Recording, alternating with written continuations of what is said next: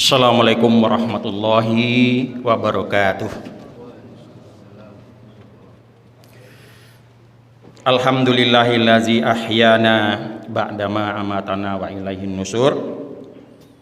Asbahna ala fitratil Islam wa ala kalimatil ikhlas wa ala dini nabiyina Muhammadin sallallahu alaihi wasallam wa ala millati abina Ibrahim hanifa wa ma kana minal musyrikin.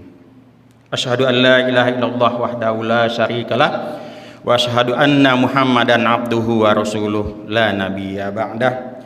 Rabbi sholli sadri wa yassir li amri wahlul 'uqdatam min lisani yafqahu qawli.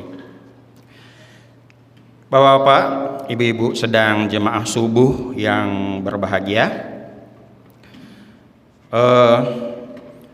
tak lupa kita perlu bersyukur, tetap bersyukur pada Allah. Salah satu syukur kita adalah kita masih sempat melaksanakan perintahnya pada pagi hari ini, yaitu melaksanakan sholat subuh berjamaah bersama-sama. Dan insya Allah kita akan dengarkan sedikit tentang kultum 7 menit. Mudah-mudahan ada manfaatnya pada pagi hari ini. Salam bering salam marilah kita sama-sama kirimkan ke Nabi besar kita Muhammad Shallallahu Alaihi Wasallam.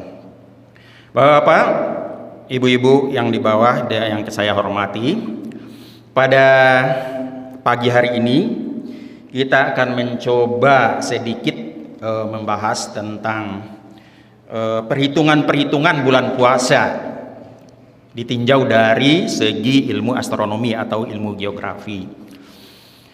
Ada pertanyaan Bapak-bapak selama ini baik untuk anak-anak maupun orang dewasa. Yang pertama pertanyaannya, kenapa puasa itu nggak sama tiap tahunnya, kan gitu ya? Nggak sama antara tahun ini kita puasanya bulan April, 13 April ya. Kemudian tahun depannya kenapa nggak sama? Kemudian inilah yang kita bahas pada hari ini. Kenapa nggak sama itu? Kemudian apa hikmahnya nggak sama itu? Kemudian yang kedua, pertanyaan yang banyak juga di lingkungan kita adalah kenapa ada perbedaan antara hisab dan ruhyat itu, gitu ya? Nah, itu kan ini pertanyaan. Baik Bapak-bapak Ibu sekalian, untuk pertanyaan kedua barangkali dulu ya, hisab dan ruhyat. Saya tidak akan mempertentangkan mana yang benar, mana yang tidak, itu keyakinan kita bersama ya. Untuk hisab itu jelas Muhammadiyah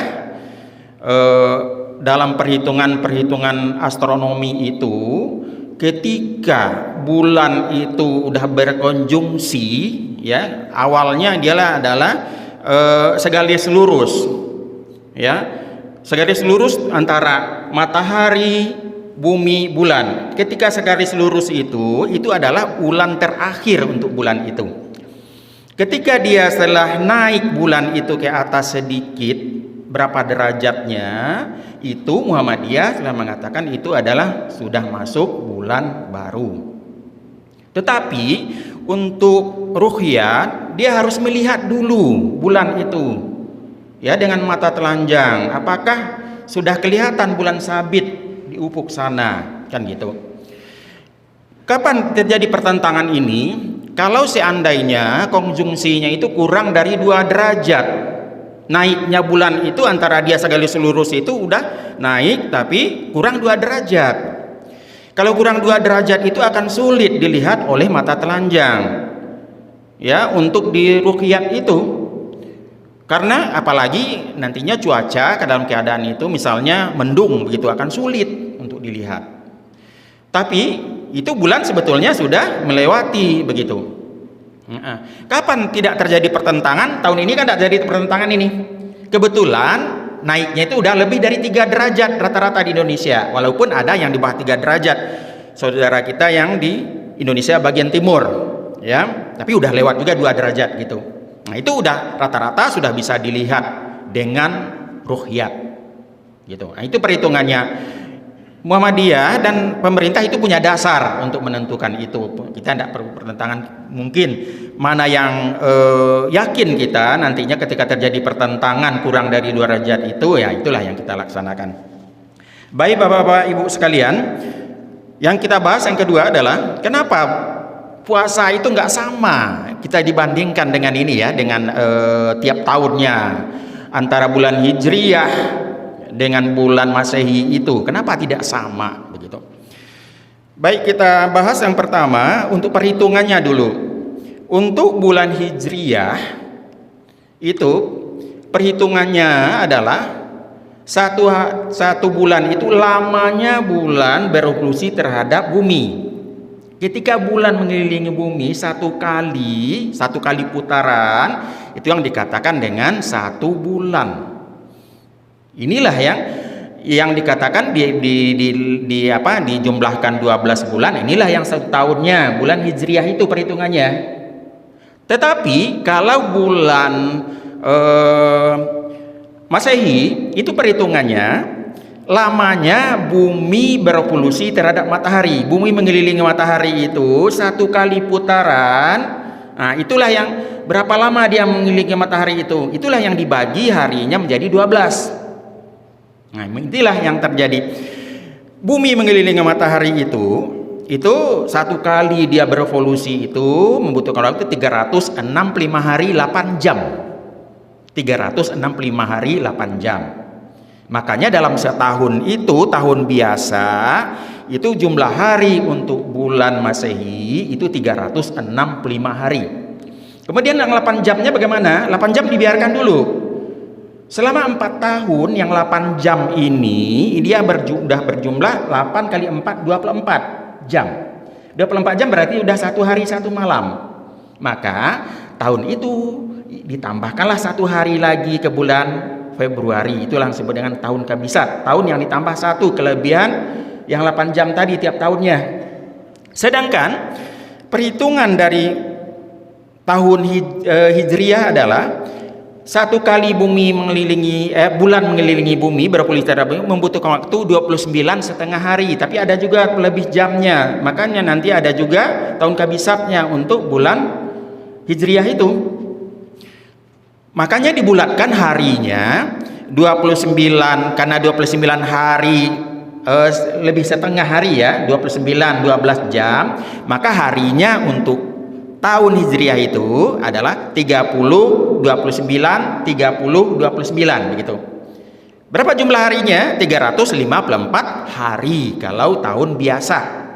Ya. Tapi dia ada kelebihan tuh, ada juga tahun Kabisatnya untuk bulan Hijriyah ini. Kemudian berapa bedanya antara bulan tahun Hijriyah dengan tahun Masehi atau bulan Komariah dan Samsiah itu? Satu tahun dia akan berselisih 11 hari untuk rata-ratanya. Kalau tahun biasa 11 hari. Makanya karena berselisih 11 hari, jumlah harinya lebih banyak hari tahun Masehi, kita maju puasanya 11 hari tiap tahun. Itu untuk bulan tahun biasa. Tapi ada juga tahun Kabisat. Untuk tahun Kabisat, tahun ditambah hari tadi untuk bulan Masehi kan 365 hari tahun biasa. Dia kalau jadi tahun Kabisat 366 hari, berarti 12 hari kita majunya. Ya, tapi ada lagi ketika terjadi tahun Kabisat lagi untuk bulan Hijriyah. Bulan Hijriyah itu ada selama 30 tahun, periode 30 tahun, dia mempunyai 11 kali tahun Kabisat, tahun yang ditambah satu hari. Karena kelebihan bulan mengelilingi bumi tadi, ya berapa menit? Selama 30 tahun dia udah 11 hari kelebihannya. Makanya selama 30 tahun itu ada tahun Kabisatnya, tahun Hijriyah itu 11 hari. Bagaimana menghitungnya? Tahun tersebut dibagi 30, angka yang cocokkan tahun kedua, tahun keempat, tahun kelima, tahun keenam, tahun ke-9, tahun ke-10, tahun ke-12. Kalau angkanya cocok dengan itu berarti tahun Kabisat untuk tahun Hijriyah begitu. Kemudian baik Bapak Ibu sekalian, nah itulah makanya kita akan puasanya akan maju rata-rata tiap tahunnya 11 hari. Apa yang terjadi? Terjadinya adalah kita akan merasakan puasanya baik pada bulan Januari, bulan Februari, bulan Maret, bulan April sampai bulan Desember. Selama berapa itu kita akan merasakan? Kalau kita sudah puasa selama 30 tahun, 30 tahun. Rata-rata umur kita udah lebih dari 30 tahun Bapak-bapak ya. Ada yang 62 malah ya. Selama 30 tahun kita sudah merasakan puasa itu pada bulan Januari sampai bulan Desember. Tapi kalau udah 60 tahun ya, kayak Pak Ramli misalnya nih, udah merasakan 2 kali ya Pak perputarannya itu. Gitu, baik bulan Januari sampai bulan Desember. Gitu. Ya. Kemudian pada saat ini kita puasa kalau dihitung pada bulan April ya Bapak ya. Kalau bulan April itu matahari itu kemarin pada bulan Maret itu dia pas berada di daerah Khatulistiwa tegak lurusnya 23 Maret dia akan menuju ke arah utara ke sini perkembangannya. Bapak bisa lihat nantinya bayang-bayang masjid kita itu akan ke sana semenjak dari 23 Maret, April, Mei, Juninya dia maksimal ke sana sampai 23 derajat. Nanti kebalik lagi dia ke sini. Juni, Juli, Agustus, September. Pada bulan September dia berada lagi di daerah Khatulistiwa. Ya. Kemudian besoknya 23 Septembernya, 24-nya udah bergeser ke sini sedikit. Ya, September, Oktober, November, Desember maksimalnya di sana di selatan lagi. Ya, Januari, Februari, Maret. Jadi matahari itu pada bulan Maret akan berada di daerah Khatulistiwa. Nanti sekarang tanggal 13 kita puasa 13 April ya. Nanti 3 atau 4 tahun nanti matahari itu kan berada kita akan puasa pada bulan Maret. Ya. Apa yang terjadi kalau puasa pada bulan Maret itu? Karena matahari itu berada di tengah-tengah, seluruh dunia akan sama menahannya Bapak-bapak, Ibu-ibu. Maksudnya sama seperti orang Indonesia. 12 jam malamnya, 12 jam siangnya. Kalau kita di Indonesia dimanapun kedudukan matahari, bulan Januari sampai bulan Desember itu kita sama menahannya. Bulan 12 jam rata-rata puasanya, malamnya 12 jam siangnya. Tapi saudara-saudara kita yang kasihan yang di belahan bumi selatan dan utara, ketika puasa jatuh pada bulan Maret, mulai hari April, Mei, Juni, Juli, Agustus, September itu di belahan bumi utara lama menahannya Bapak-bapak. Apalagi puasa pada bulan Juni. Puasa pada bulan Juni jatuhnya orang dunia seperti di Amerika Serikat, Kanada, Cina bagian utara, kemudian Eropa, itu bahkan mereka puasa itu sampai 16 jam. Bayangkan 16 jam. Ya. Kemudian udah siang lagi, udah malam lagi hari itu. Jadi siangnya lama mereka. Sedangkan di belahan bumi selatan karena dia jauh dari matahari peredarannya seperti Australia dan Selandia Baru, mereka sedikit menahannya. Sebentar waktu puasanya. Ya. Saya konfirmasi, kebetulan putri saya sekarang berada di Jepang udah setahun prakteknya. Saya tanya, "Bagaimana puasa tahun ini?" Saya gitu kan, berapa lamanya menahan? Kalau tahun lalu mereka mengatakan karena puasa itu bulan April jatuhnya, mereka agak lama menahannya, terutama puasa-puasa akhir itu. Karena matahari akan berada ke utara. Ya. Setengah 3 katanya sudah sahur, udah mau siang. Nanti berbukanya setengah 9 malam katanya begitu. Gitu ya.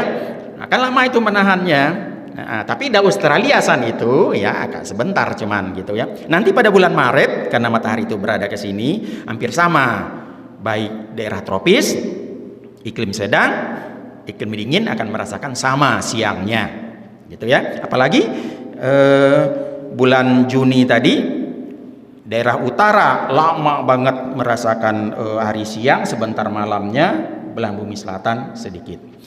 Kemudian apa hikmahnya yang kita ambil lagi Bapak Ibu sekalian dari Indonesia? Karena kita udah merasakan puasa itu pada bulan Januari, Februari, Maret, April, kita akan, Allah itu mengasihi kita. Iklim matahari itu berpengaruh terhadap tanam-tanaman, buah-buahan. Ya, buah-buahan itu tergantung pada kedudukan matahari. Makanya akan kita merasakan nantinya puasanya ada katanya kita pada musim durian, ada kalanya kita pada musim rambutan misalnya, ada kalanya pada musim buah-buahan yang lainnya, manggis dan sebagainya. Ya, kalau puasa itu karena tumbuh-tumbuhan itu menyesuaikan diri terhadap kedudukan bumi, terhadap matahari untuk berbuahnya. Itu hikmahnya yang dapat kita ambil ya. Salah satunya hikmahnya kita akan merasakan puasa pada, kalau kita untuk iklim akan merasakan puasa hanya pada musim kemarau dan musim hujan. Tapi kalau saudara kita yang berada di belahan bumi utara dan selatan, dia akan merasakan puasa pada saat musim dingin, musim semi, musim gugur dan musim panas. Gitu. Ketika musim panas itu mereka akan lama menahannya. Ketika mereka musim dingin akan sebentar menahannya puasanya karena siangnya sebentar, udah malam lagi. Kemudian matahari pun dia melihat agak jauh, kalau di belahan bumi utara dia akan melihat ke selatan, berapa jam cuman dia melihat matahari tapi enggak tegak lurus juga terhadap buminya, kemudian udah malam lagi gitu. Ya. Jadi itulah hikmahnya. Jadi kita akan merasakan puasa itu, Allah itu mungkin menguji kita, terutama belahan bumi utara barangkali dan selatan ya, bagaimana puasa itu menahannya akan lama, sanggup enggak gitu ya, bagaimana sebentar akan dikasih lagi ya. Inilah yang dapat disampaikan bahwa pada pagi hari ini, mudah-mudahan ada manfaatnya bagi kita ya. Salah dan janggalnya saya mohon maaf. Baik, kita tutup kultum kita pada subuh ini dengan membaca doa penutup majlis. Subhanakallahumma wa bihamdika asyhadu an la ilaha illa anta astaghfiruka wa atubu ilaik. Wabillahi taufiq wal hidayah. Salah dan janggal mohon maaf. Assalamualaikum warahmatullahi wabarakatuh.